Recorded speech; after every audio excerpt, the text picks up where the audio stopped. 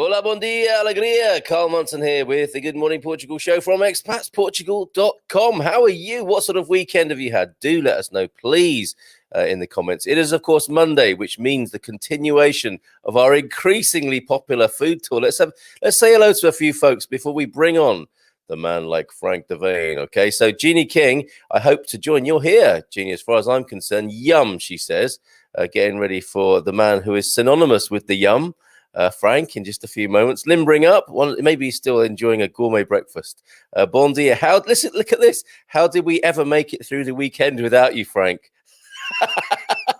From Jean Van der Beek in France, home of, well, arguably the home of some of the greatest cuisine in the world there.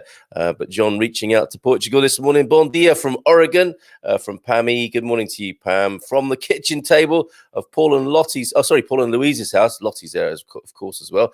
Bon dia, alegria. From those folks in the UK. Rachel's here. Bon dia, Torush. Good morning to you, Rachel. And Louise is here. Louise will be my guest on Wednesday. Bon dia all from Solo 50 Plus Expat Portugal. And we were having a chat with Louise about her recent journey, a little bit like the docs, but a slightly different journey between the UK and Portugal. Help there with borders should you need it, although things are changing by the day, aren't they? Of course, Druba's here as well. Bon dia all from Druba. Paul Richards is here from Aragut. Surprise, surprise, the sun is shining. Maybe spring is here at last. Positive signs for future travellers to Portugal. Also, do share what's making you feel good about the movements between our respective countries. Let us know. Update us on the news, because the domestic news was released, of course, last week. But and then when other countries see that, they're adjusting their travel connections and corridors accordingly. So let us know what you know. Paul Williams, Bon dia, alegria. From a bright start to the week in Cabanas de Tavira. Paul and Lita, good morning to you both. Paul Richards, I had my bacon and Tommy sandwich, so Frank can talk food now. People are getting prepared for this because we've been caught short, haven't we? If we're on that intermittent fasting malarkey and you don't have breakfast, Frank is basically torturing people. So people are eating before coming to the show on a Monday, which is a good idea, but not that I did. Bon dia, good morning from Espinal, from Arwen. Good morning to you, Arwen. Who's ready to reopen in central Portugal.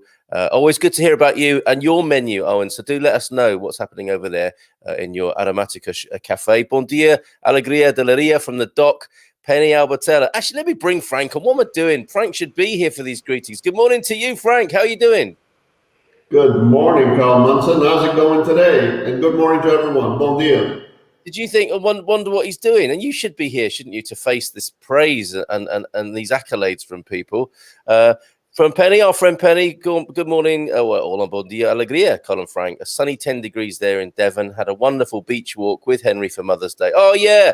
Belated Mother's Day greetings and best wishes to all the mums in the house. Looking forward to having my taste buds tickled. Ooh.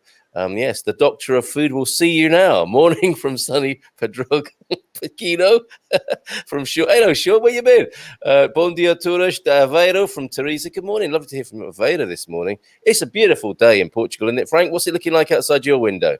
Oh, it's nice and sunny. And when I look at the weather, you know what I love about looking at the weather is you look at the 7-day picture and it's sun, a little bit of cloud, sun, a little bit of cloud, and whatever. You look at that and you just go, oh my God. And what I do, and this is the worst part, what I do is I take like a picture of that and send it to my friends in Canada who will never forgive me for that. It's not stopping you though, is it? It's not. It's not. Lisa's here with us as well. Bon dia from Jersey. Antonio F is here. What does the F stand for? Should we go with a Ferreira as a best guess for now? I wonder what it stands for. Bom dia todos. As we found out, obviously, well, Antonio knows how to speak Portuguese, but Filomena was here on Friday teaching us about tudo and todos. Watch that; it's very, very helpful, as she always is on a regular spot now. On a once a month on a Friday. Bon dia from Roxy Ryan. Good morning to you, Roxy Ryan. Bon dia from Donna Taylor. Susan's here as well. Susan Cosola. Good morning. I've been watching older episodes on YouTube. Has there been or will there be a show about pets? There can be. We have talked a little bit about pets. Jimmy Chew's made the occasional appearance on the show. My dog. Concern for my small dog. Safety, rental, housing, and room to roam. Join us on Wednesday. Ask all your pet questions on Ask Anything About Portugal on Wednesday, Susan, or just email me. Good morning, people. A stunning morning. The head gardener's out and about. He should know. He's probably been up for hours already. Good morning to you, Lee. And he'll be doing a Q&A, gardening Q&A with us tonight, shortly after 6 on this very same platform and channel. Good morning again from Maastricht, from Mike Campion. Fiona's here as well. Hiya, Fiona. Bon dia. I've forgotten the word for everyone. Turosh. Sorry, Filomena. Yes. You have to write that on a piece of paper 100 times. Turosh. Bon dia from Carolyn in Russia. Paul Richards. Frank's looking very smart this morning.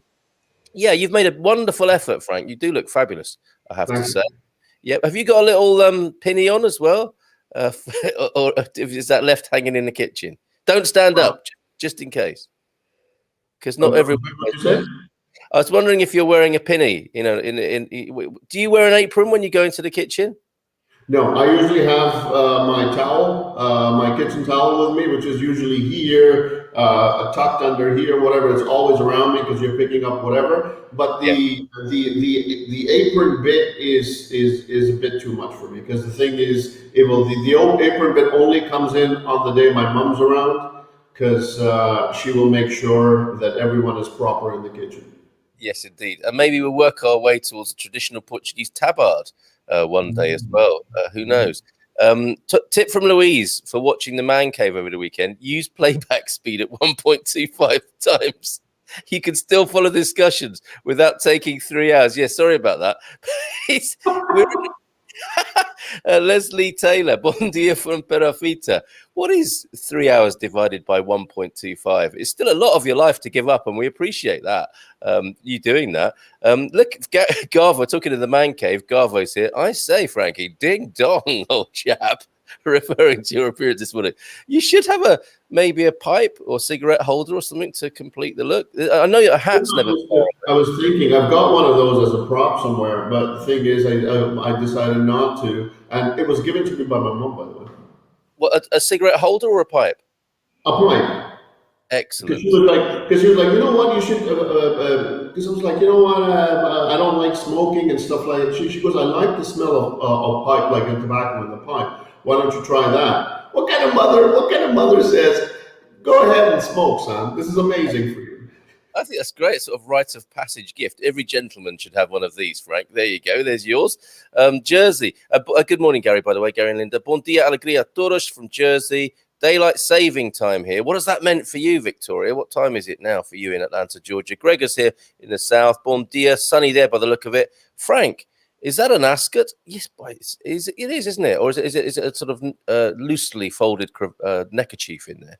Oh, it's a loosely forward neckerchief. I'm a huge fan of bandanas, and I wear them on any and every occasion. So it's a loosely tied bandana, which I love wearing. Superb. And I think Frank should give us some style tips in the Man Cave on a Friday night. He's the man to do it. Janice here. Bon dia todos. Frank, open for suggestions to invite a woman chef from a little restaurant in Central. I think we know the answer to that. Frank, over to you. Absolutely. Okay, you just say the word, Jeannie, or give her our details and we'll bring her on. Absolutely. Because after last week, Tiago Zeferino, what a sensation. Mm-hmm. And you know what the thing is, this is what when you talk to local chefs, when you talk to people who work within these restaurants, within these small communities, you learn so much more than walking around either as a tourist or even as a local, because then you understand what's happening in the kitchen in the back. And this is the interesting part about it, right? Yes, from us then. Push, sim, certo, to that idea. Let's just start tickling the taste buds while we say a few more good mornings. Good morning from Baltimore, from Jim White. We have Gemini here. Good morning, Gemini. Thank you for your contributions on Friday night. It was great to have you there Friday morning. Good morning, everyone. Go 1.5, and you will save an hour watching 3 hours. And there might be some comedy value in that as well. Well, why not just go to whole hog and double speed it and just giggle while you're watching sort of Pinky and Perky style or Chipmunk style Man Cave? Hola, bon dia from California, says Hank. Nice to see you guys. Frank looking sharp and dapper as I'll read that correctly without saying that, Hank. Frank looking sharp and dapper as. And also, just for now, finally, for the moment, with your comments, I like daylight saving time for having daylight after work. Yeah, for bike riding. But it's 2 a.m. now. Oh, dear. Sorry, Pam. Bear with us as long as you possibly can. You're most welcome. What is this on the screen? The taste bud tickling has begun as we go north in Portugal, Frank. What do we got here? Yes, we've got Caldo verde here. And this is a very comforting soup. I've made this soup many times in Canada, especially during the winter time. This is the kind of soup that has cream potatoes, collard greens or kale, onion, garlic, a little chorizo, or linguiça, as they say. And it is so comforting and it is so warming because I like a little bit of spice. I add a little bit of piri piri or some kind of a spice to it. This is a very comforting and beautiful soup. The reason why I picked that, I know this soup, wherever you go in Portugal, in the restaurants, you'll find this, but one of the best caldo verdes that I had was in Porto and the region. And since we're talking about the Porto region and Minho and the other Porto district and the Minho and the other regions, I thought I should bring this one up first because it's a comforting one. I've had some very, very nice soups like this in Porto and the region. And you're never far away from this soup, are you? And you know, it's everywhere you go. It's a staple. It's comforting, reassuring, as you say. It's a reassuring presence around the country. But there's an interesting thing to be said, I think, about soup when it comes to eating out in Portugal. It's kind of everywhere encourages you to have soup with your meal, right? I wasn't used to that. It's a soup eating culture, just like we've got like hamburger stands and hot dog stands all over the place in North America. I think in Portugal you would do amazing business if you had soup stands all over the place, like near metros and stuff like that, because soup is life over here. That's so true. Yes, well said. And that will be part of your prato de dia often as well, won't it? Is that you'll start with the soup. You'll have some wine with it. You'll have your main course. You'll have a sobremesa dessert, and you may well have a coffee for your whatever it might be. You know, 6, 7, or 8 euros. All of that for lunch as well. People are eating this kind of 3-course thing at lunchtime, aren't they? Here. Like imagine something like this. Yes, imagine something like this. A soup like this with some bread, like a heavy broa, and a nice wine to go with it. And 5 or 6 euros later, you're satisfied, you've had an amazing lunch, you've come out, and then you're saying to yourself, wow, I've got enough room now left with the next 2-3 hours to think about dinner. Yes, that's what you should do. All right, so where next then, Frank? All right, so the next one, this is, Garbo has been requesting it, so I thought, like, you know, I might as well bring it on right in the beginning and not tease him and everyone else. It's the Francesinha.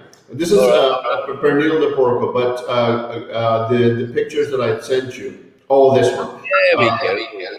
So Francesinha, a little bit of a history on the Francesinha.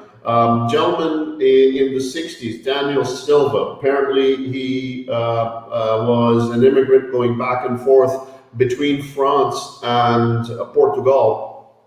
He brought this back. Francesinha literally means a little French girl. And you know, when I was thinking about that little French girl, it'd be the kind of joke you and I would do. Hey, you little French girl, you're back in Portugal. What have you got for me? And this particular sandwich is, I guess, a bit of an adaptation from the French croque monsieur, which literally means Mr. Crunch.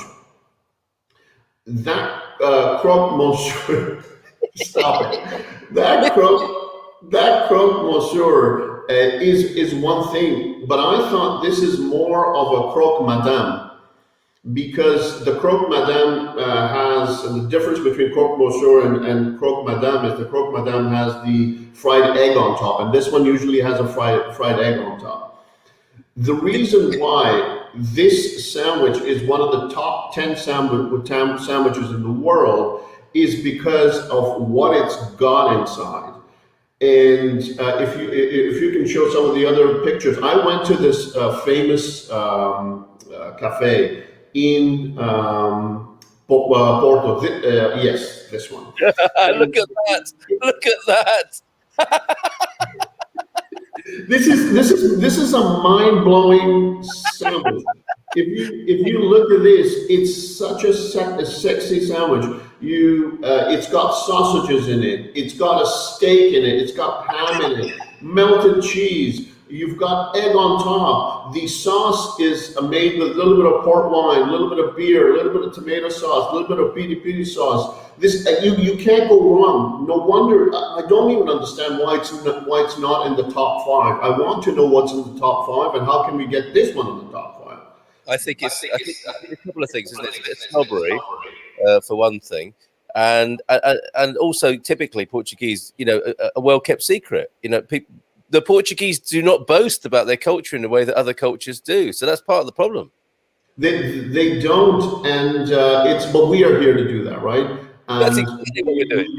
we will shout out loud and proud from the ceilings, saying this is a spectacular sandwich. This needs to be right up there. Funny enough, another hidden fact about this one. This used to be a mild afternoon snack, by the way. Look at these comments, Frank. This is fantastic. Yes. Leslie's got a recommendation. We're always up for those, Leslie. So a little place in Matosinhos, which would be pretty much the capital, I think, of where we're talking about, of this kind of food and the Francesinha. And of course, you haven't mentioned your name. I mean, we could do the Frank-esinha when it comes to you cooking publicly. I'm really looking forward to your version of this, which you probably won't, stray too much away from the original. But there's no way. How can you go wrong with this? You've got everything that you need in a balanced meal is within a sandwich. So you've got a steak, you've got ham, you've got sausages, you've got cheese, you've got beer, you've got tomato sauce. Yeah, how can you go wrong with this? It's not balanced. There's nothing green to be seen. Exactly, that's why it's balanced. This is the most. Okay. I'm going to get shot by vegans and vegetarians, but I'll tell you, it's caldo verde. That's why I put caldo verde first, because you can have a little bit of the kale and the green and whatever, with a little bit of chorizo taste and whatever, and then you dive straight into this one, and this will make your day. When I had it at Café Santiago, which is meant to be a place where this one is done. You sit down, and what I really liked about the idea is that you sit right at the bar kind of area. The guy brings the Francesinha, and he makes like an entire effort, like he dresses it up nicely right in front of you. And I'm just like, man, just put it over here. I'm going crazy over here. And he said to me that you just eat this with cold beer. I'm like, complete meal. Bing, bing, bong, bong. This is it. Okay, we're driving everybody crazy as usual on a Monday morning, and you'll wish you'd eaten if you hadn't. Just going back to the soup briefly. It was Lenny Cash's favourite soup. So morning to you, Lenny. Bon dia, everyone from Terence as well. Good morning to you, Terence. And then Andy says Leona makes a spicy Caribbean version of the caldo verde. They call it Saturday soup, which is another sort of hark back possibly to, going through the refrigerator on a Saturday morning before you go to the market, maybe, I don't know, and using all the things that you haven't used so far that week in the soup. I'm not sure. Maybe that's the thought behind that. Anything green that's been sitting in the back of the fridge that has become kind of delinquent, you bring it up front, you throw it in the pot, and you say, hey, I drank or I ate something green today. Do you talk to your food? Because I'm thinking, I'm seeing you in my mind's eye there, going to the back of the fridge and bringing all the delinquents out and say, baby, this is your time to shine. You're going in the Saturday soup. Absolutely. Or I'm just like, where are you, darling? I've been ignoring you. Where are you? And I look in the back, and there's always something green. Well, I like peppers, but there's always something green. If it's like a parsley and whatever, that the parsley which has been ignored, and the parsley is saying, Frank, I'm here. Please cook me. And I'm just like, yes, parsley. We're gonna have fun with you today. And then That's what cilantro and whatever. Yeah. Yeah, in the film, when we make the movie, the food will be talking to Frank. Pick me for your Caldo birthday. So good morning, both. Getting hungry just looking at the soup, and comfort food soup is amazing in Portugal, part of life for all families and for singles. Yeah, thanks, Jacqueline. Good morning to you, Donna Jacqueline. It's wonderful, but basically a heart attack on a plate. What do you mean, Carolyn? Let's just give you another view of it. What I like is the how it's draped in cheese as well. It's like a cheese curtain. Garvo's got started as well over there in Alvagra. Ah, drool! It is a Homer Simpson's kind of thing on a plate as well, isn't it? Paul and Louise saying the same. Francesinha is a heart attack on a plate. Bon dia from Joel, who I'm sure will have more to say about the Francesinha. He lives right there in the territory. Obviously, Antonio knows what we're talking about here. Francesinha there. It's the sauce that makes the difference. Now, that could be another idea for your branded products that come out. Frank, a picture of you on the, like Paul Newman's dressing. Frank's, sauces. It's the sauce that makes the difference, and a picture of you, shaking your sauce, as it were, on the front there. It's a proper way to die of a heart attack. Says Well said, well said, Joel. I usually don't agree with Joel most of the time, but on this one, this is the kind of heart attack you want, don't you, Joel? No, I'm not praising a heart attack. I'm just saying this is a wonderful meal. Got a bit carried away with that, haven't we? Only joking, everybody. Pretty sure my blood pressure and cholesterol levels went up 10% just by looking at that. That is what can happen, apparently, according to the Portuguese health authorities. OMG, that sandwich, says Penny. We're creating excitement about a sandwich all over the world. It's fantastic. Leslie's got her recommendation there. Portuguese don't need, we don't need to prove. We prove by what we do. Says Joe, it's true, isn't it? And this is what we're finding out. You're making me hungry, says Pam. Hank is saying to Antonio, I must have it. I must have it. Give me that Francesinha now. And we've had somebody trying it on Terceira. Oh, Jersey's the best sandwich ever. Agreed, says Jersey. Tried it on Terceira Island. Out of this world, says Jersey. That's why you have Caldo verde first. Okay, going back to there's nothing green on that plate, not even a sprig of parsley for garnish. Caldo verde first, get that out the way, then into the front, then not back up the truck, but drive in the truck to eat the Francesinha. Does the flour? As I say, do your green medication first. Take your pain first, and then the pleasure comes right after, which is the sandwich. All in the book, all in the forthcoming book, all this nutritional advice. Does the flour in the bread count as a vegetable, maybe? We'll go with that this morning. Thanks, Hank. Looks lovely, but I don't eat beef or pork. I mainly eat seafood or chicken, duck or turkey. It looks very delicious. And now it is Gemini. And should we bring up the controversial matter of turning this into a vegan, vegetarian, or cod botherer, like a pescatarian version? Should this be messed about with in that way, Frank? I have heard of a vegan vegetarian version of this, and if a vegan vegetarian version comes up of this, I don't want to be seen around it, because I'm kind of afraid that my Portuguese friends will pick up a stick and start beating me and just kick me out. I think those are grounds to get deported in this country if you mess with the Francesinha. I think you might be right there. It's a bit like, in England, if you go through a speed camera, or you used to get a photograph of yourself going through a speed camera.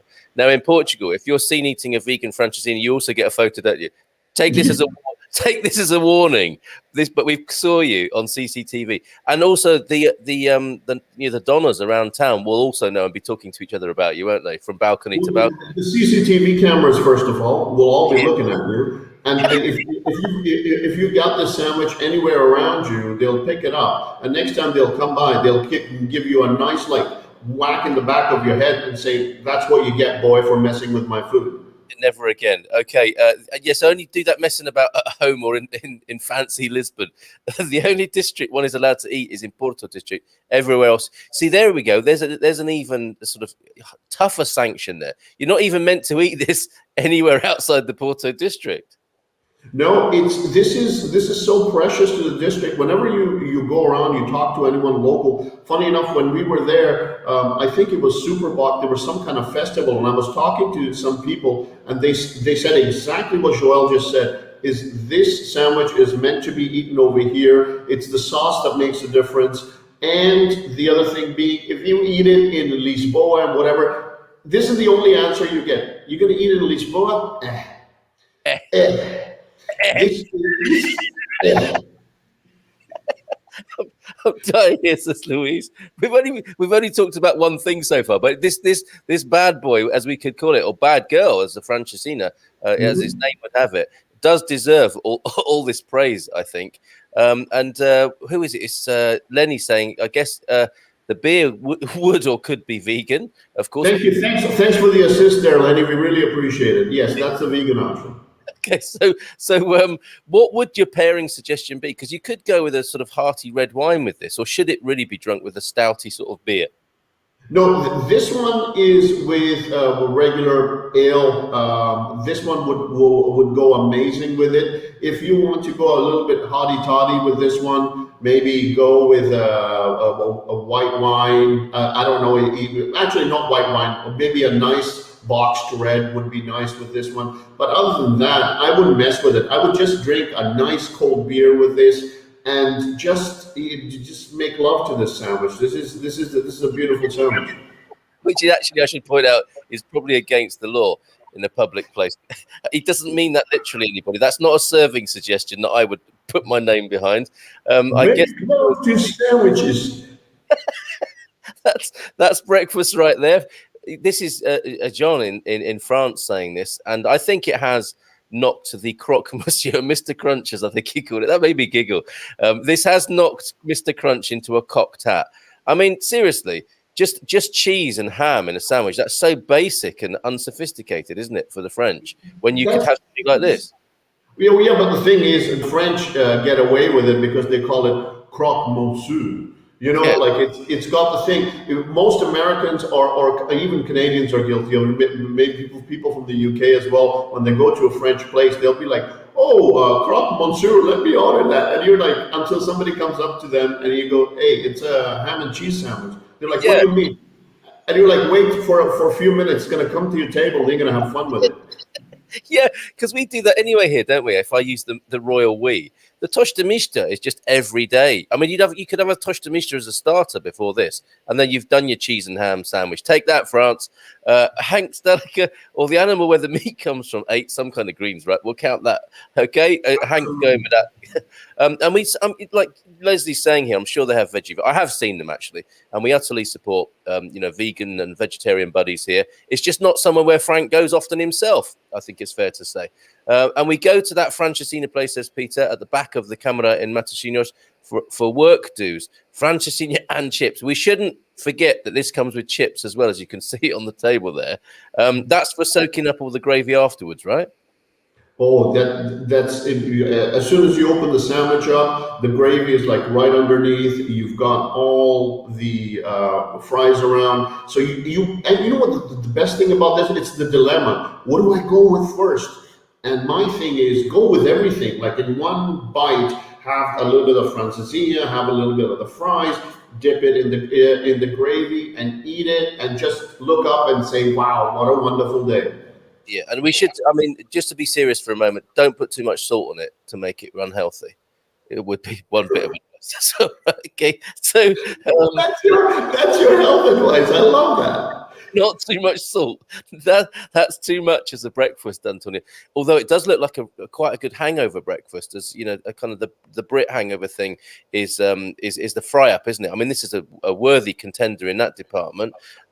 Definitely a dinner dish, says Joel. So he's not recommending it for breakfast. Hope the film is animated, says Leslie. We're talking to Hollywood. Well, we're not yet. In our minds, we're talking to Hollywood or Netflix. But I think this should lift off the page, lift off Facebook and YouTube into full-on Netflix. I mean, if Meghan and Harry can do it, I don't see why me and Frank shouldn't. You know, we're an equally adorable couple, aren't we, as Harry and Meghan?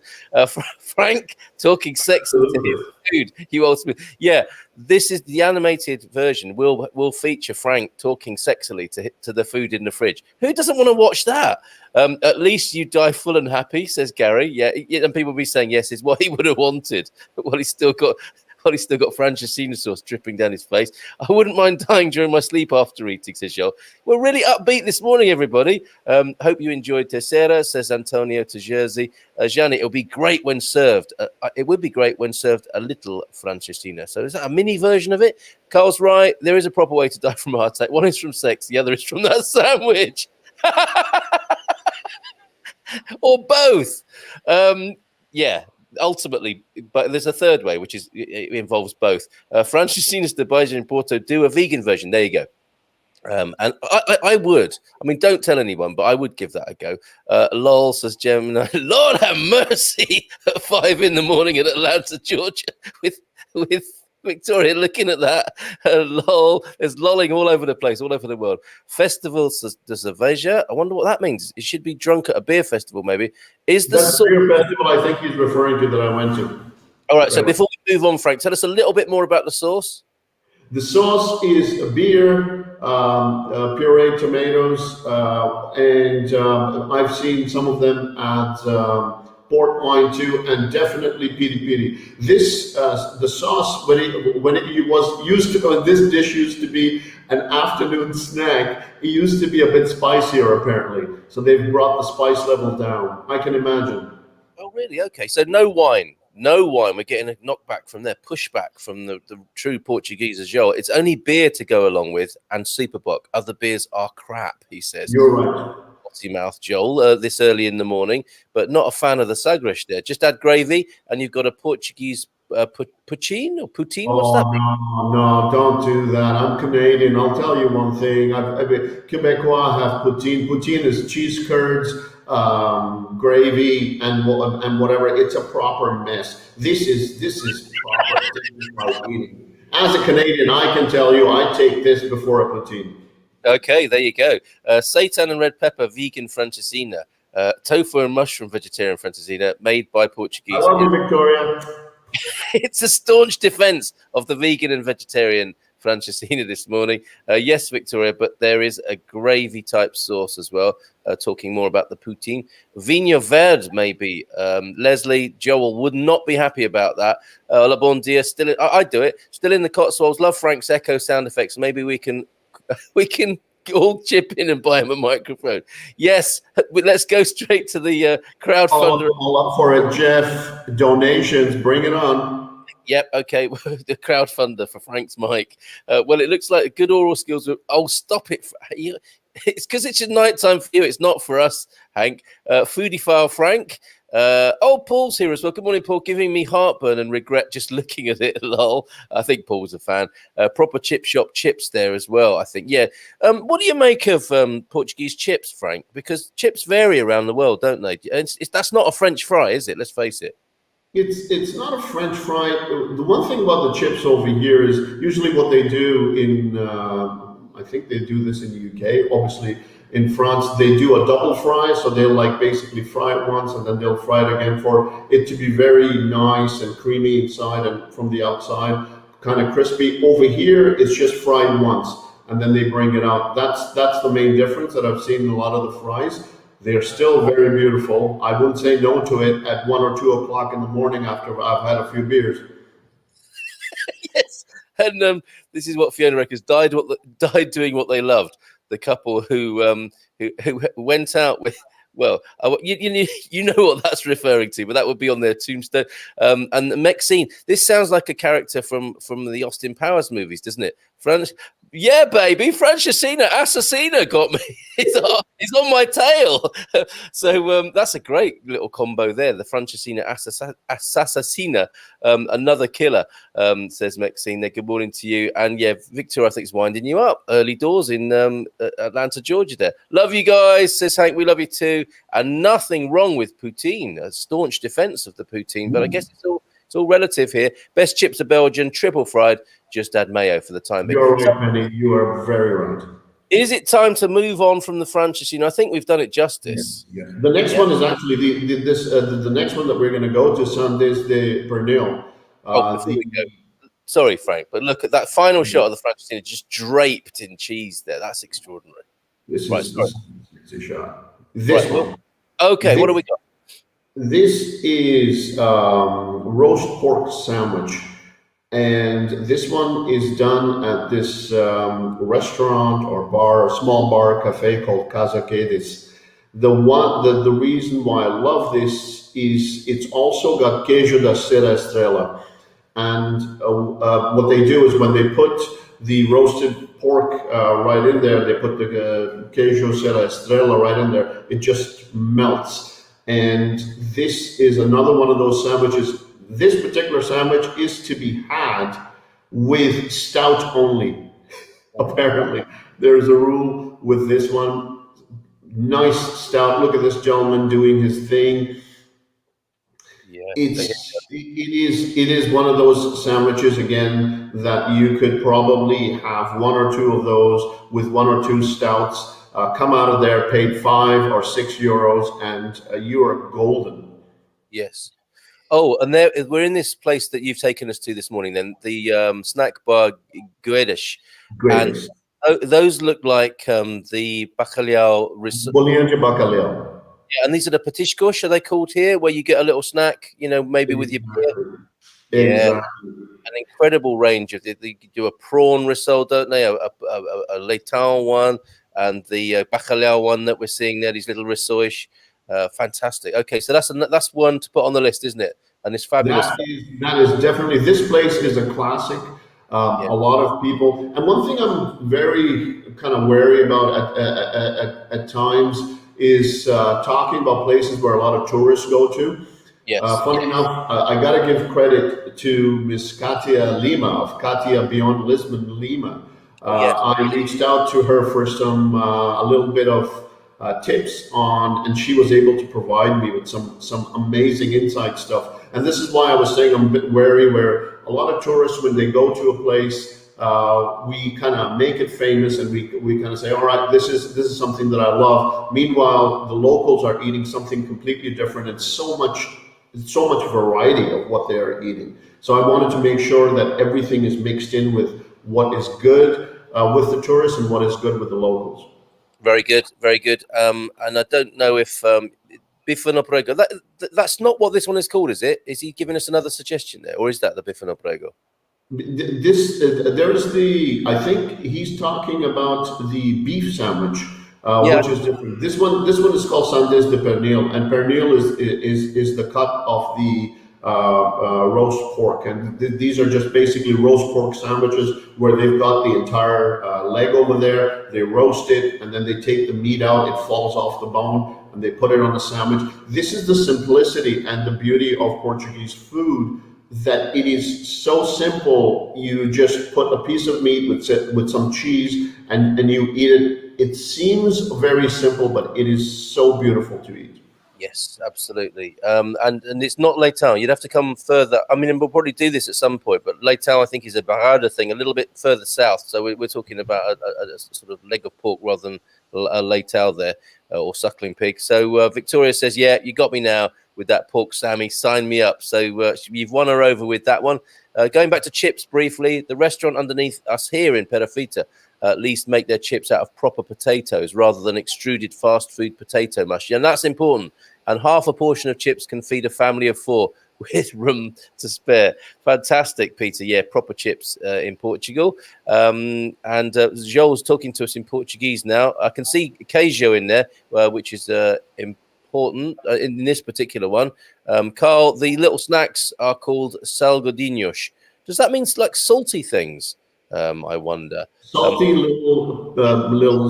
salty little petiscos or whatever. Salgadinhos would be salty little things that go in your mouth in 1 or 2 bites. Yeah, and that would be a nice little pet name for your partner, wouldn't it? You little salgadinho. Come here, you little salgadinhos, you little salty thing. It's going there, Carl Munson. Especially when you've got a cravat on. At local festivals, they serve amazing pão de chorizo too. Oh, yeah, that's an amazing thing. I'm not sure if that's part of this tour this morning.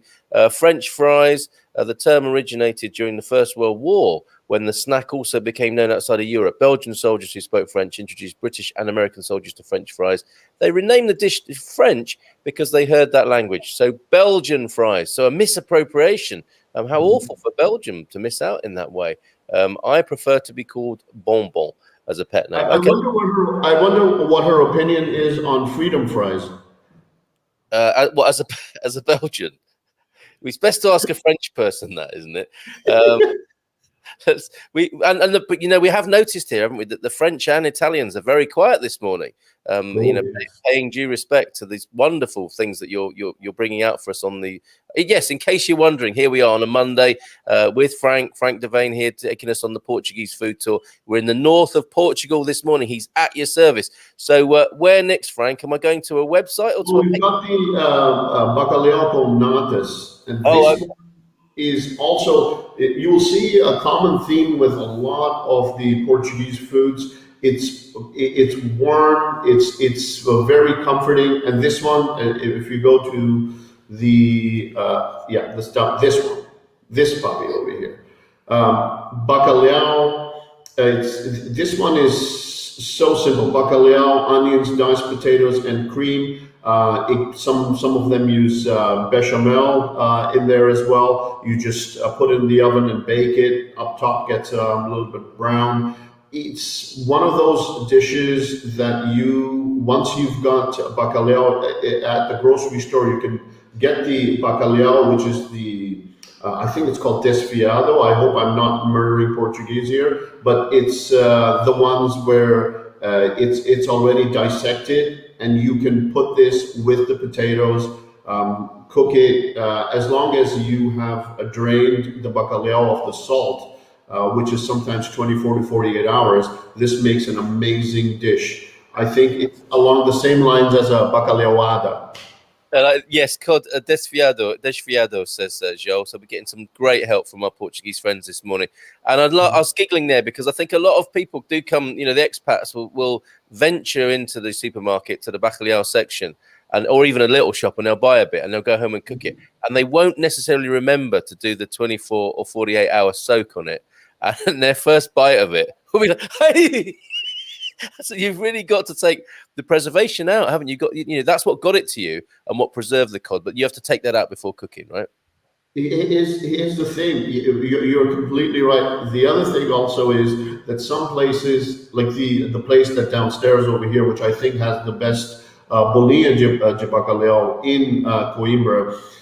The reason why I love this bolinha, but first of all, it's because it's huge. It's a huge size, and every bite is a mystery bite. It could be extremely salty, or it could have no salt whatsoever, because she has drained the salt out on some of it. Some of it is not. So you have one very salty bite.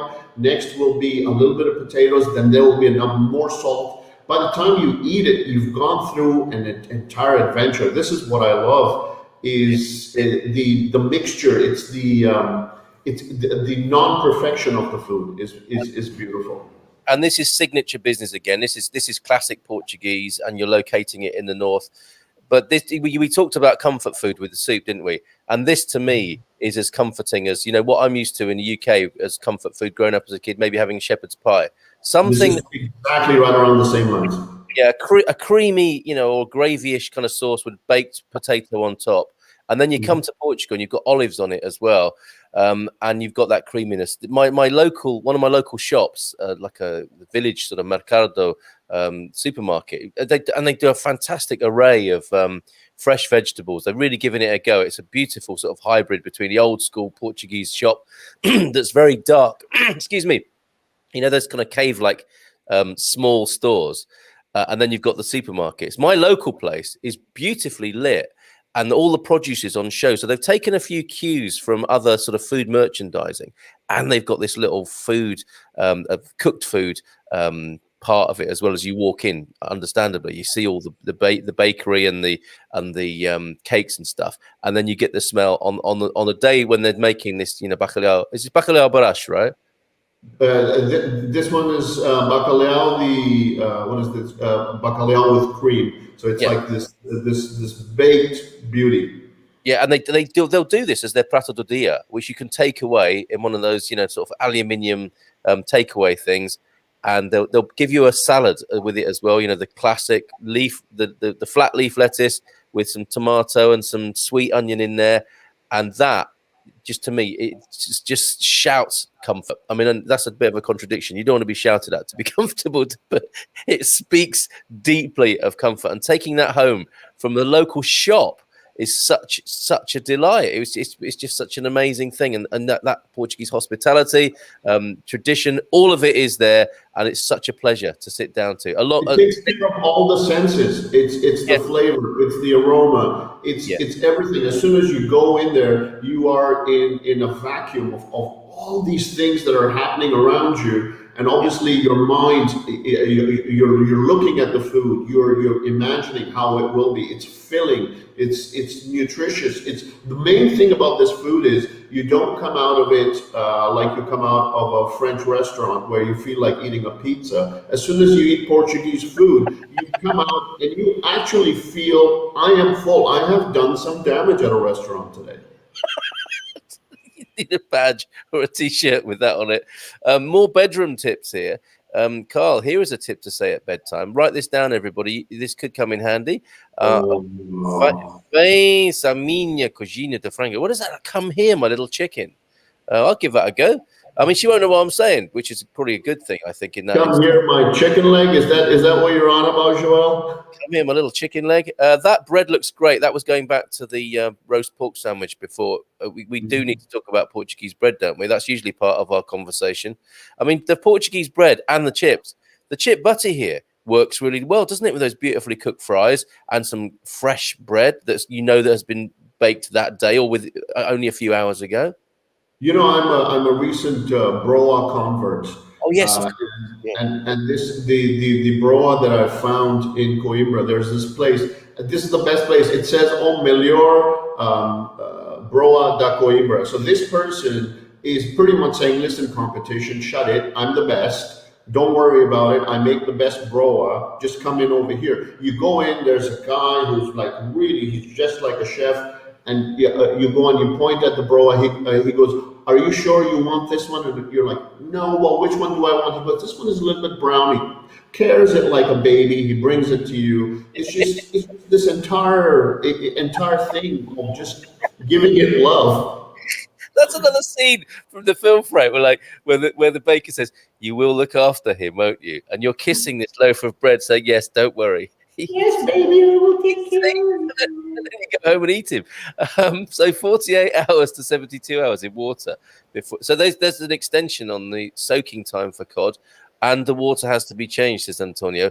Do Portuguese people do something with that water? Do you wash, because you don't want to be wasting that, do you? You could give your feet a sort of salt scrub or something with that afterwards, maybe, I don't know.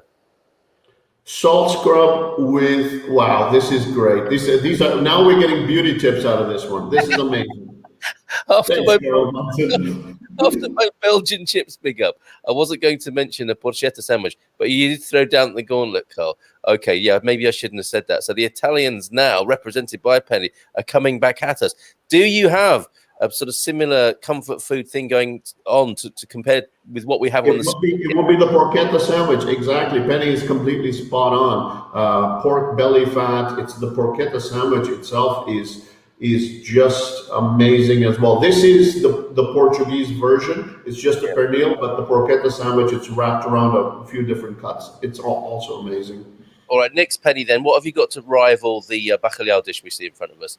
But some dishes could take longer time in water before it meets the oven, says Joel as well there, with his 48, 72-hour thing about soaking your Bacalhau. Paul makes a great Bacalhau brush, says Louise. That's good to know, isn't it? When we go on tour, we call into that kitchen maybe as well. Victoria, my mum made an awesome shepherd's pie. It's been ages. Yeah, it's a beauty. It's a thing of beauty. No shepherds are harmed in the making of a shepherd's pie. You'll be glad to know if you don't know of it. In supermarkets, you can buy ready-to-cook cod. Okay, Antonio, that's good to know. Great work this morning, Rapages. Yeah, good work, guys, from Gary. It's good to have your company, Gary. We know that you're rooting for us out there. What's your favourite Portuguese dish, Gary? What would you say would be the ideal accompaniment to an evening in the man Francesinha. I can speak for him, Francesinha. He will come back with a huge capital letter, Francesinha.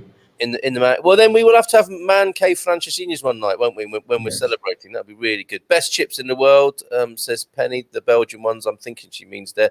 Hi, hello, good morning. Nice missing the lovely Bacalhau barrage with red wine. All the best for all. Now I've hit that point where my stomach is rumbling now. Make me laugh. You're so both in the zone and excited this morning. We are. I'm glad that's coming across, Gary, because like it's just me, him, and food. And a few giggly incoming comments. You know, what more could we want on a Monday morning? While visiting Portugal and eating bacalhau, we were told that cod is from Norway. This is an interesting thing. You probably know something about this, Frank. Does Portugal not have enough cod? And that's why they're in need of Norwegian cod. And actually, when we do our CD as well, Frank, we must record Norwegian cod in the style of Norwegian Wood by the Beatles with our own tribute to bacalhau. Exactly, and it's a good thing. It's that's a John Lennon track, right? I once had some cod, or should I say, it once had me. Yes, so it's a John Lennon track. We won't be offending anyone. We know we already that's an did. inside joke. We already did, I think. So why Norwegian cod? Is it to keep up with the sheer volume that's required here? It's very likely. I've not. This is a question that I've wanted to ask. You know what? When we bring the chef from Central Portugal, I think it will be a very good question to ask. I've always wondered why all this fish, or why all this cod from there? Do we not have enough supply, or is it just the quality? The other thing with the Portuguese also is the quality of the raw ingredient is a big thing in Portugal. So that might be it as well. You caught me having a sip of water there. The traditional North Sea shrimp fishermen eat salt cod. I tasted it with some Genever on the boat, and it was no longer seasick. That's a good thing to know, isn't it? A little bit of salt fish, and that stops your seasickness. Thanks, Jenny, for that. Our cod is fished in Norway. It's been like that for centuries. Okay, so it's a long-standing thing, which is interesting, isn't it? Cod is only caught in the North Atlantic, and there's none in the Portuguese coast. So there you go. There it is. There's the mystery solved already. I'm waiting for the Tripas Chamorro de Porto. Tripas. Are we going to go there this morning? Are we talking tripe? I was going to go there. I had to choose between Tripas Chamorro de Porto or Cabidela, and I went with Cabidela because I've got a bit of a connection to the Cabidela. It's I think it's the very next picture. When you see the brown sauce with the chicken, you will see it's the next picture, Carl. Okay. Sorry, I got distracted there by this relationship advice. Again, a chat up line. Quer vir aqui a minha cozinha. So do you want to try my cooking is a kind of euphemism, I think, as well. So sorry, Frank, where are we going next? Have we got a picture to show? Yeah, either the arroz de cabidela, it's from the Minho region. Oh, hold on. Next. I think I've done all the pictures you sent me. Is it a website thing instead? I've sent you a link. Oh, I beg your pardon. Okay, so we've been to Casa de Guedes. Shout out to me. I've got 6 tabs open of various cuisine-based websites here. So which one am I looking for? We're looking for arroz de cabidela. It's a stew that is done in hen's blood and vinegar. I have had this in Brazil. It's in Brazil, the area of Minas Gerais does this, and this one is it comes from the Minho region. It's basically chicken stew done in chicken blood. Yes, people. This will divide our audience this morning, I suspect. Are we? Yes. Is this in the right place now? Yes. Well, this is the sarabulho. Sarabulho is this one is done in blood of pork. It's a soup that is done in blood of pork, meat, chicken, pork, beef, pepperoni, and you know that restaurant, the restaurant Guedes. This they do this soup. They're known for this particular soup over there as well. Yes, because we did. I think we touched on this briefly, didn't we? About the use of blood in dishes, which is known and enjoyed in Portugal. Can you believe? And that comes as a little bit of a culture shock to some people.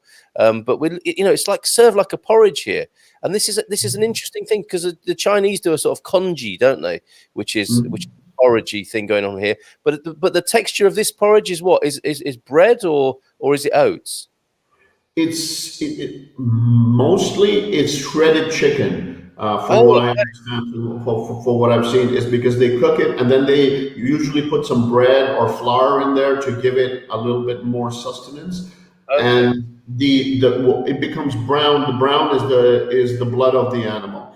The one thing about a lot of Portuguese cooking, as I'm looking at it, as I'm researching, I'm realizing it's tail to nose kind of cooking. You have the entire animal that will be used in some form. It will be the tail. I hope it's not the fur, but it's the tail all the way to the nose. And the nose, the ears, stuff like that goes in the feijão, which is very well known. It's beautiful. This tradition goes to Brazil as well. So we have divided people here. No, frankly. From Victoria, I knew that might divide people, and I'm still thinking about sort of porridge, and porridge. I think what they're talking about there is something you eat, with that particular texture from a bowl. And again, it's all about the comfort, isn't it? Okay, but Maxine is saying the other day there was a Great Britain guy, GB guy, complaining about Portuguese bread. What? We'll sort him out. Me and Garvo are going to have a word. Don't they have tiger bread in Portugal? I looked up tiger bread, but was not impressed. On behalf of Her Majesty and all of her politicians, we apologise for that for tiger bread gate that happened there. Where was that, Maxine? But he's probably just needing a little bit of home naughtiness or badness. Tiger bread, yeah, it's basically like a crusty bread, and we could definitely get that in Portugal. Frank got it right, but Javoli is right there with it, says Gary. So that's maybe the thing he wants in the man cave. Javali is the pork as well. I can see him liking that as well. In Coimbra, there are quite a few places that do very, very nice javali. Maybe with wild boar out in the central Portugal parts. Yes. I mean, I can see him sat in the man cave there with a terracotta pot of javali, a beer in hand, and just alternate mouthfuls. The Portuguese always with came a terracotta pot like this. Yeah, just dipping in between erudite comments as he dishes out on a Friday night. The Portuguese always came from Norway, as far as I know. So yeah, I think we've nailed that now because it's the cod like cold water, of course. How do you keep the lockdown pounds down? Another angle on this. Good morning, Hannah. How are you? Every Monday is a resolution to shave a kilo or two. By 10 a.m., I'm in the fridge. You have a lot. Oh dear, that's aimed directly at us, Hannah. From Hannah to us, Frank. I don't know what we can say about that. It's like, there's time to go exercising and running around when all the lockdown restrictions are lifted off. Don't be guilty about this. That would be my advice. Please don't be guilty about enjoying food. Show it. My thing is, don't be guilty about it. Show what you've gained because it's good stuff. You have something to show for. You've been at home. What have you been doing? I've been gaining weight. Look at this. Yes, I've got something I can point to now. The Portuguese cod came from Norway, says Maxine. Yep. And Donna, I don't believe we have fresh cod at all in Portugal. Interesting. Yeah, cod like cold water, says Gary. There are plenty of types of bread here. The bicos de pato. This is a whole show. Should we do a bread edition? Because there has to be a bread edition. We can start so many different kinds of Portuguese bread. There's this other broa from this Evento region, which is apparently done with different seeds and whatever. They've got so many different variations. It's unbelievable. We should do an entire show on bread. Yeah, I think so. And Katia might join us for that because she wrote a really good blog about. I mean, she just scratched the surface, I think, and featured 6 She's the one who told me about that bread, the broa de Evento. She's the one who told me about it. And then there's the red bread. So yes, definitely we will do a bread special. I don't know, but we're looking into Tiger Bread Gate again. Was looking to reproduce his home country, I guess. Yes, forgive him. He might have been having a little bit of saudade there. I love Portuguese bread. I think most people do. I mean, It's a very, again, understated part of the culture here. It's everywhere. You can get fresh bread every day. Love it. The pal d'avo is my favorite, but I do appreciate the nose to tail aspect of the dish, says Victoria. You gotta love that. You know, that's the, if you're going to be slaughtering and eating animals, you should do them the respect and justice of not wasting anything. The best food made in Portugal, 100% traditional flavors inside. You have to go to the Fiscais de Ermelo in Serra de Marão. That's going on our list, Marcus. Thank you very much for that. Bread flour from most Portuguese supermarkets tends to be tipo 65. Can we do this in the bread episode, Frank? What these different tipos mean? Because that's going to be quite important, isn't it? We can also compare it to the Italian ones, because the Italian, I think, is tipo 00, which is known for the pizza.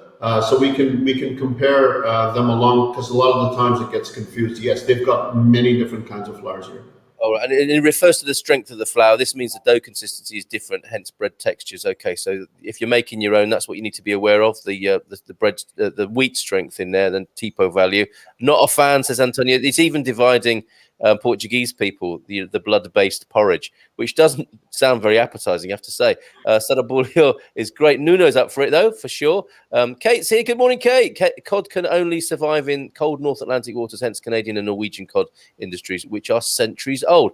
Javali equals boar. So wild boar there. Best Javali food is in Mursa. Another recommendation from Marcos in Mursa, Trás-os-Montes up there. And I'm not surprised, because the pork over there, remember we were talking, the pork over there eats like chestnuts and almonds, and well, actually the one up north eats almonds. Can you imagine your boar eating almonds, and then you go and roast that thing? It's going to taste almond, rosemary. It's going to taste amazing, right?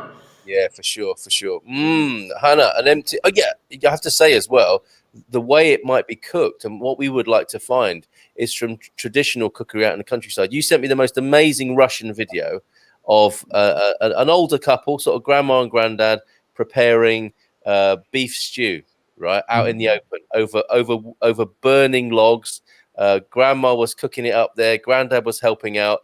We want to find the Portuguese equivalent of that, where we can go and meet, you know, avó and avó, who are cooking like this in the outdoors, and we'd love to go and do that with them. And that may well be a javali or the goat one. I can't remember what that's called right off the top of my head, but that sort of cooking would be wonderful to document and enjoy. It's the most unassuming, but the most beautiful form of cooking. It's done with so much class, and it's done with so much passion. As soon as you eat this kind of food, you know your belly is going to be full by the time you've left. They've given you some vinho do lavrador, which is like the farm wine you have with it. It would be a complete experience. Yes, so we're looking. If anyone can fix us up with grandma and granddad who cook out in central Portugal like that, or up in the north, we would love to meet them. An empty fridge will help you on your diet. Some dietary advice for Hannah from Joel. Well done, Joel. The origin of the word barbecue does not come from England, but from France, the land of the Burgundians. Long, long ago, say in the dark days of Asterix and Obelix, French boars were roasted on a roasting spit. In popular parlance, such a roasting spit was called erin by the beard, out by the tail. That doesn't sound anything like barbecue, Jenny. Erin by the beard, out by the tail. So that's further clouded the mystery, I think. There, unless you understand that better than me, Frank. I don't know. As soon as she said she had me, and it goes on the spit, and I was like, all right, switched off right there, loving that. So you're not the only one to hug a brower. I have been known to reflexively hug fresh bread. Publicly in markets, fresh baked bread publicly in markets, and not embarrassed at all. No, and when I get a bag of freshly baked bread, it's still warm. And if the kids are in the car, one of the most wonderful things is to say, "Here, hold this," and you give them this big brown paper bag full of freshly baked bread, and they can smell it and feel the warmth. And it's like a hot water bottle made of bread. And usually there's a couple of rolls missing by the time we get home. Wild boar never reaches home. It will never reach home. Wild boar, 2 crusty slices of bread. Pull the tusks out and make sure it's got a clean bottom. Well, there's That's another serving suggestion, which I think goes without saying, Gary, doesn't it? Sarabulio is really... Oh, okay, we're back to Asorda territory, aren't we? But unlike the seafood one, this is the one with pork, and it takes all the bits of pork. Favor has wise as points. So, okay, so there's a haggis connection being made there as well, which again is about using all of the animal, I think, as well. Has anyone found sourdough bread in Portugal? Only in Lisbon, from my experience. What about you, Frank? Only in Lisbon, only in a bakery that is known to sell stuff to foreigners. The local bakeries, pastelerias, paderos, they just do Portuguese bread, and Portuguese bread is ample bread. It's beautiful bread. Yeah, and on the sourdough thing, on your trendy sourdough there, Kate, I think it's only about €5 or €6 a loaf in that part of Estrella or wherever it is in Lisbon. But yeah, sourdough's beautiful, isn't it? Nice to find every now and then. Sarabulio is really in a soda. Okay, so we got that. Thank you, Nuno, very much for that comment. Bread. Don't make the same mistake as I did when I first arrived in Perafita. Go to the local village mercado and ask for seis broas. Por favor, the place was in uproar. Look that up later. I will be. Thanks, Peter. Joel, it's not the empty fridge that's the problem. I can empty a fridge. It's the fact that they keep refilling. The fridge fairies have been in again. Lol from Joel.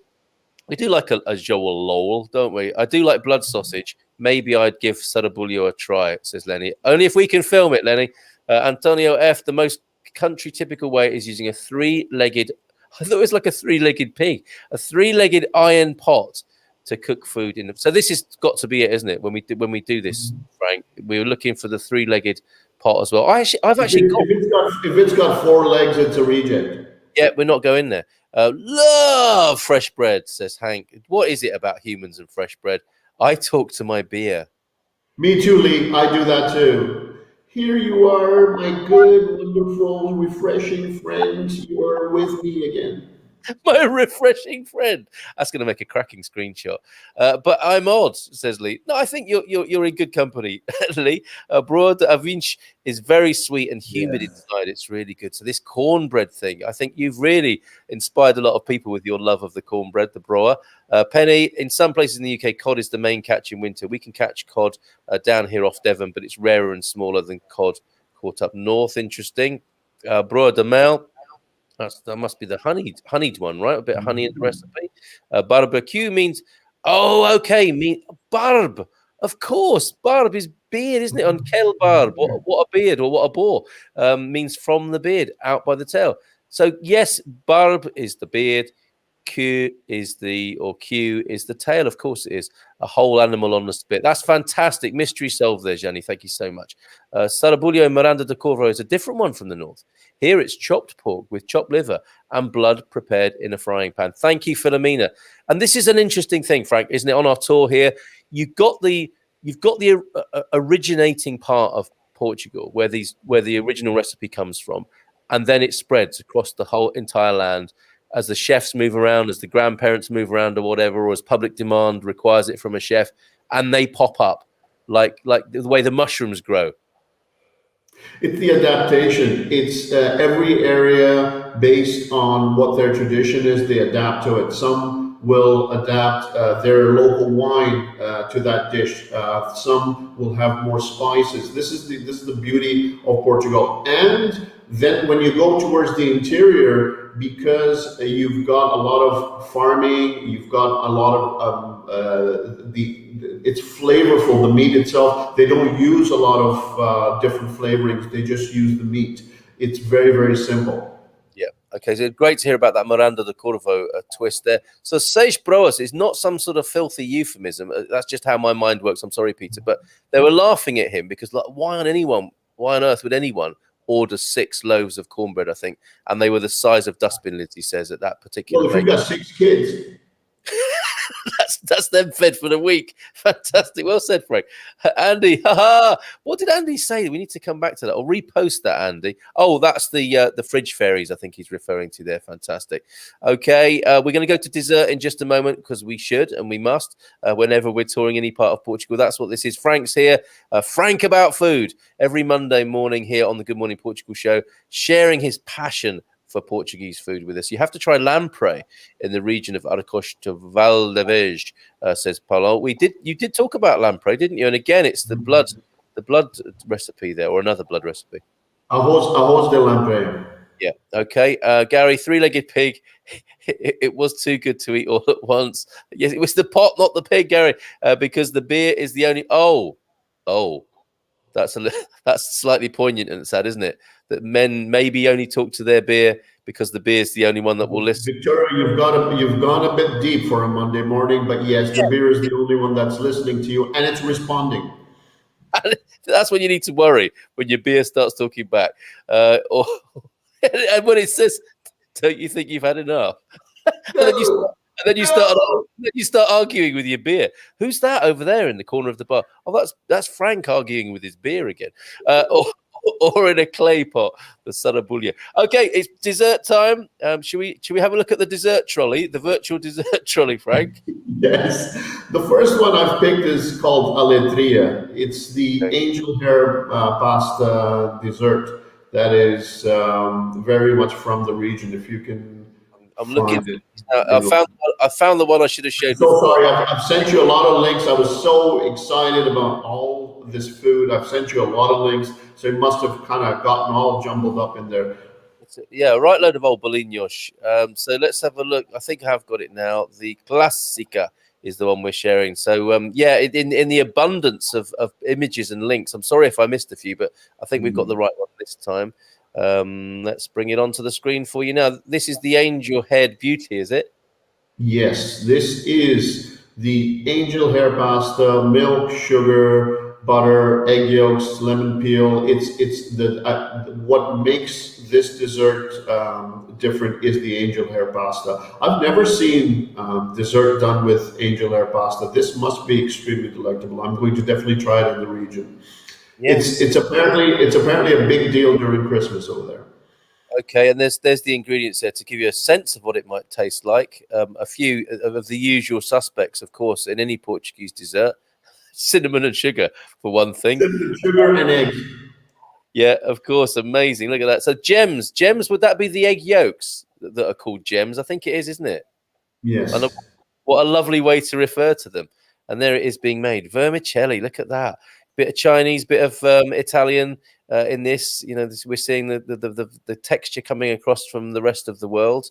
Amazing, isn't it? And Marco Polo. I was actually thinking how this would have come about. And think about the creativity. Very likely somebody had some cold pasta and whatever, and grandma decided to come up with a new recipe using that pasta, because all the good food originates from necessity, from what you've got right in the fridge. Absolutely incredible. Okay, and then we will go as well to, I think we have something called the almond tart as well. This almond tart, for the life of me, is my wife always says, is why are you dating the almond tart with your left eye all the time whenever we're going to the grocery store? So from the corner of my eye, I'm like, as I'm walking, it's always the almond tart. This thing is staring at me. And I want you, this thing is just unbelievable. This is the reason why I am so proud to have gained weight during this lockdown season. It's because this is why all the good things have happened to me. Look at it. It's butter, almonds. Frank, I'm trying to look at it amid all these pop-up ads that I'm really worried about coming onto the screen. So I'm just going to leave that there for the time being. But it's looking crunchy, and I can smell and taste almonds already. Tell us more. Toasted almonds right up top. It's got eggs. It's got butter. It's got obviously lots of almonds, filled with almonds. A little bit of flour, a little bit of milk. What can like you can eat half of this, right? You can't. You never mean to, do you? And you just say, "Well, I'll have a little slice of that for now." I say, "Well, that was good. I'll just have another little slice." And then before you know it, half of it is gone. And then you think, "Well, there's no point leaving half of it." And that's the story over and over again. I think with these things, I don't talk to it. You buy it because you're saying to yourself, "I'm just going to do a slice." and it ends up being half of the thing, and you're still looking at the other half, planning when I'm going to eat the next. Well, at least that's how I'm looking at it. No, I'm with you. Now, before we finish and conclude with the pudding abada de priscos, Yes. which this is where the incredible Portuguese dessert molds come out, isn't it? Those aluminium cake molds that you see around the place. And you're wondering, well, what do I use that particular shape for? We're going to reveal that to you in just a moment after we've had more beer therapy stuff on the screen here. Hank says beer definitely understands us. That's why you will see a gentleman maybe talking to his beer and even an argument breaking out. It's because beer doesn't reply back with stuff that happens 2 or 3 years ago. Ooh, that sounds a bit sort of bitter and past pain based, doesn't it? Alatria is mostly eaten during the Christmas season, as you rightly said there, Antonio. Is it traditional at Christmas? Yes, it is there, Leslie, from our Portuguese friends and we love that so many Portuguese people, bother to be with us on these shows and chip in as you do. So lots of love to you, Antonio, Nuno, Joel, and Filomena, who are here this morning. Real Portuguese people. Okay, dessert.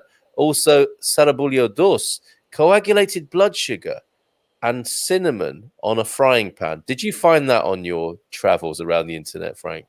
Oh, no wonder that one was ignored. It sounds amazing. It sounds amazing. It's just that we love our audiences. I think I would like this after having a few beers, because it will take some settling. This thing seems like it's going to be very, very strong. Don't you think? I think so. I mean, you want that to have a name that doesn't allude to any of its ingredients, really, don't you? Because if a waiter does say, "Well, do you fancy the coagulated blood sugar pudding?"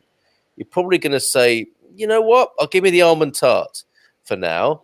And after I've had an argument with my beer, I might try the coagulated blood. Well, the thing in North America, as my dad would say, like, if the waiter does something wrong, and the waiter comes back, or like you ask him something and he's like he's kind of brushed you off and gone, and my dad used to say, "Well, there goes his tip." Yes, that's right. I think a lot of us have heard that from dads, haven't we? Adoro tarta de amêndoa. Yes, Philomena are a big fan of the almond tart as well. What could go wrong? Is that referring to the coagulated blood pud? Yes, Frank, I do that. What are we talking about now? We're talking about talking to beer, maybe again. Yeah. Vermicelli, from food from my childhood. An Italian would say that, of course. And I was just about to say, yeah, Marco Polo brought the noodles back from China, I think, didn't he? And look what happened after that.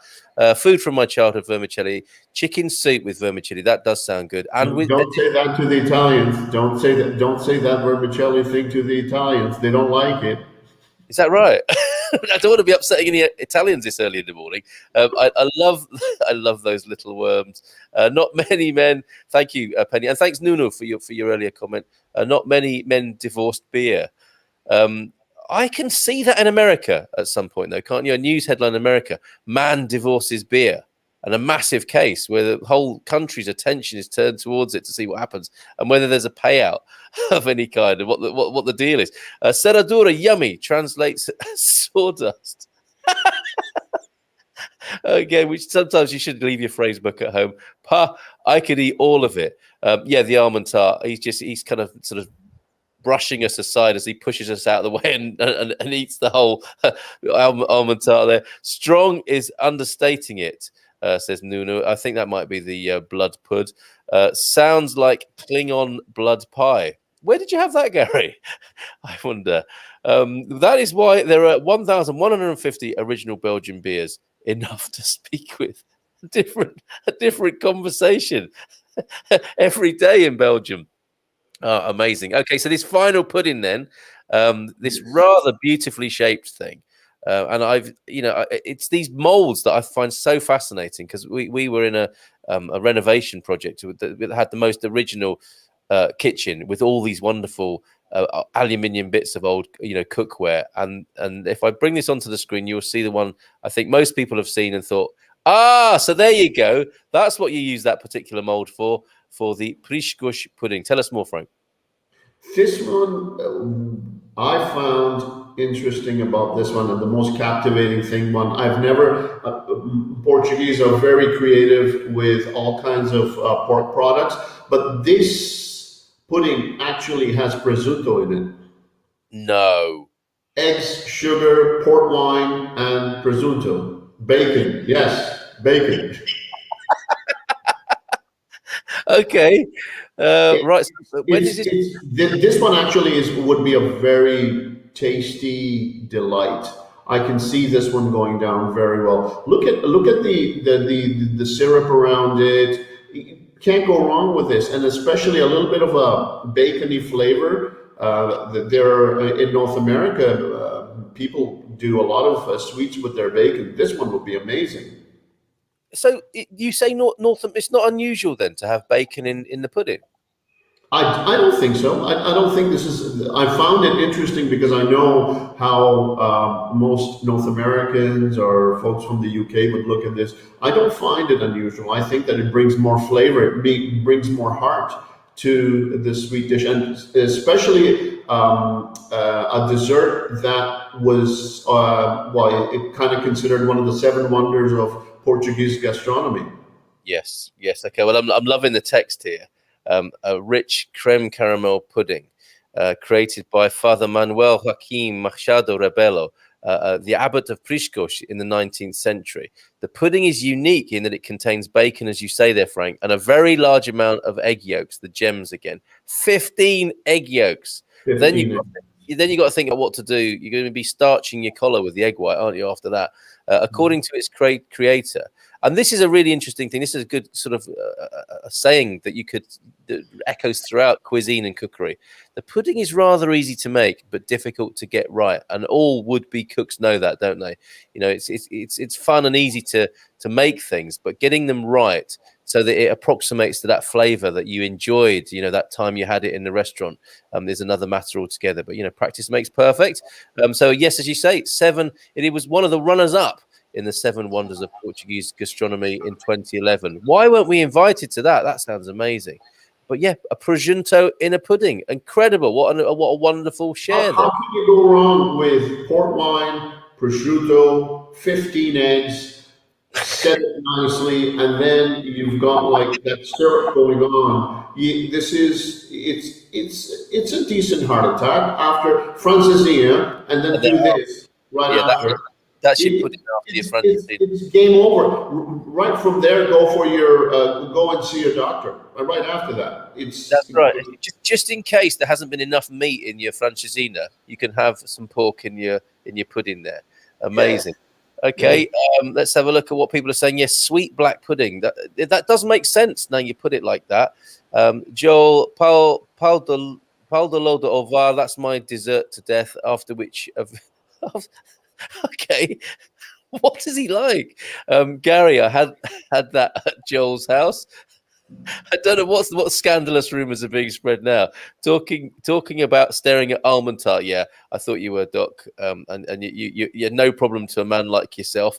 Angel hair pasta, Capellini Dall'Angelo is actually a bit thinner than vermicelli, says Penny. Getting all a bit pernickety with her pasta there.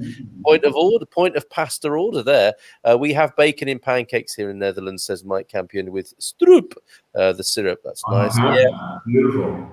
I'm now realizing why so many shelves in our local supermarkets are vegetarian, vegan, and health-oriented. Portuguese life expectancy has risen notably in recent years. Thank you for that. That's sort of a public health observation there, Kate. Victoria Benson, don't be jealous. You like it too. The typical sort of joshing that we're more familiar with from the man cave is breaking out on a Monday morning here. Maple syrup and bacon together. Everyone loves that, says Hank. Not quite everyone, Hank, but I get your point. Bacon goes with everything.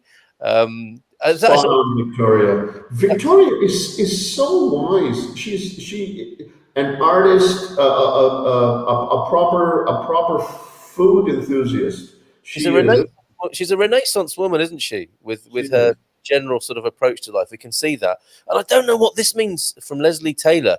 Is this like an insult? You know, you can see sort of an Italian hand gesture saying, "You can do a pavlova." As in, like, you can do one, mate, or is this like you can do pavlova? Say more, Leslie. Pavlova. you're turning it into a dance now, Frank. So are you a pavlova cook? It's not an easy thing to pull off, is it? It's not an easy thing to do. I've heard about it, but pavlova, no. Okay, Gary, I can't drink much cider because it tells me to do things I wouldn't normally do. Beer conversations or booze conversations continued. Paul de Lodova, loved, I think, by Nuno as well there. Kate, one of the most famous chefs in the UK, is known for his bacon and egg ice cream. That'll be Heston, won't it? I think there. Yep, a very interesting twist on the traditional. Sugar, meat, fat, cholesterol, and the Portuguese live forever. In some senses, yes. Tentugal have beautiful medieval cakes. Yes, the Tentugal cake. I think we've touched upon that recently. Lots of Arab sweets desserts have deep fried vermicelli on them. It's lovely. You see these interpretations going around the world. Oh, I see. You make a pavlova with the egg whites. It's not like you can go and do a pavlova, mate. It is a Russian dessert, as Caroline's quite rightly pointing out, and that's what you do with the 15 egg whites that got left over from that other bacon pudding. Frank. Or you can start your shirts. Starch your shirt, which also sounds like another insult, doesn't it? Pavlova uses, go starch your shirt. Yes, Heston, says Kate. Has Heston been to Portugal? And if he does, we should be hosting the Heston. We could have a lot of fun with him going around Portugal. Yeah, he'll do science experiments with a lot of these desserts, and you never know. We would want him to do the most strangest stuff. So we would want him to do that dessert with the pig's blood, and do some kind of experiment with it, and hopefully at the end of it, it explodes and no one gets to eat it. What, like the scene at the end of Carrie, where that's what he would do, isn't he? He would say, "Oh, we're going to mix up this dessert with the concluding scene of Carrie here," and it would just be amazing. A very, very, very good TV, as they say. Let's see. Yes, is pavlova a dessert, or is dessert Pavlovian? Very good, Victoria. She is truly a Renaissance woman. Perhaps the egg yolk dishes are created after historically using the egg whites for fining, i.e., pulling the impurities, sediment out of the wine. So the egg whites go in the wine. Yolks were left over and made into glorious treats, of course, like the pastel de nata. Probably you're right. At Victoria from Antonio, and some Indian desserts use vermicelli too. Amazing. What a fantastic tour as ever, Frank. You've done us proud this morning going around Portugal. Where are we going next week, sir? We are going to the Alentejo. I have to go to the Alentejo next, so it's going to be the bread basket of Portugal. We're going to do some amazing stuff from the Alentejo. I hope we can fit it within the 1 hour, an hour and a half show. I think we can. God bless you all. God bless you all. I mean, these people are amazing, aren't they? This wonderful community of ours who stay for 90 minutes of food talk whilst they're getting really hungry and then thinking about talking to beer within a half hour of the show. Amazing. Well done, guys. Fantastic show. Thank you, Hank. Madeira as well. We should go to. Yeah, that'll be on the list for sure. Madeira is a show. It's a good food showcase, guys. But I think Pastéis de Nata should have got an honourable mention. Always. The food tour is sponsored by Pastéis de Nata. I think Pastel de Nata. Pastéis. That's our symbol, Pastéis de Nata. Without a doubt. And the bacon and egg ice cream is delicious. Taste nothing like either. Oh, okay, that's interesting. And who never ever mixed their mare de leite with their bread and butter? I've not done that, Joel. You're going to have to introduce us to that bread and butter with your 50-50 coffee there. I once went to a restaurant where at the end they brought 40 desserts for us to taste. Had to loosen my belt. 40. That's only about a tenth of the Portuguese desserts, isn't it? Or a 1% maybe. Probably 35 of them had egg in it. Of course. Bravo. E muito obrigado from Victoria. Frank, thank you so much. Great job. See you soon.